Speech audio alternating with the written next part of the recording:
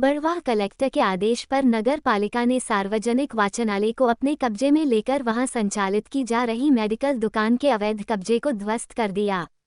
इसके साथ ही एक अन्य दुकान की शटर को भी जेसीबी से तोड़ दिया गया। नगर पालिका ने मेडिकल व्यवसायी को केवल इतना समय दिया कि वे अपनी दुकान से सामान निकाल सके। हालांकि नगर पालिका सीएमओ कुलदीप किंचुक ने बताया कि 8 अगस्त को कलेक्टर कार्यालय से प्राप्त आदेश की एक प्रति दुकानदार को भी दी गई थी, लेकिन उन्होंने 22 अगस्त तक इसका प्रत्युत्तर नहीं दिया, जिसके बाद यह आज कार्यवाही की गई। इस कार्यवाही के दौरान तहसीलदार शिवराम कनासे, टीआई बलराम सिंह राठौर, नगर पालिका सीएमओ कुलदीप किंचुक व प्रकाश चित्त सहित लगभग सभी नगर पालिका कर्मी, पुलिसकर्मी मौजूद थे।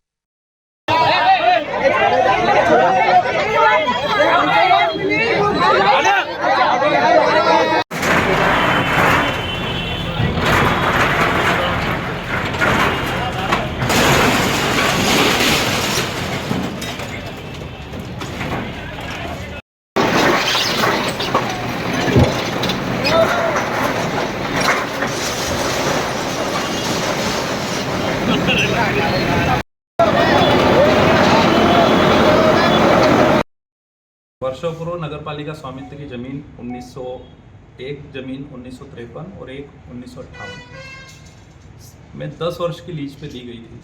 लीज का नवीनीकरण नहीं कराया गया। निकाय के कर्मचारियों से मिलके उस संबंध में भी जांच चल रही है और नामांतरण कर लिया गया। लीज का दुरुपयोग किया गया। लीज जिस शर्त के लिए दी गई थी, शर्तों का पालन नहीं किया गया। दूसरा, लीज धारक ने जमीन लेके दूसरे को किराए पे दी। सारे दस्तावेजों का अवलोकन करने के बाद विस्तृत प्रतिवेदन और परिषद के निर्णय 2022 के अनुसार लीज निरस्ती करेगा प्रस्ताव हुआ था, जो शासन को भेजा गया। शासन ने विस्तृत परीक्षण किया और उसके उपरांत शासन की ओर से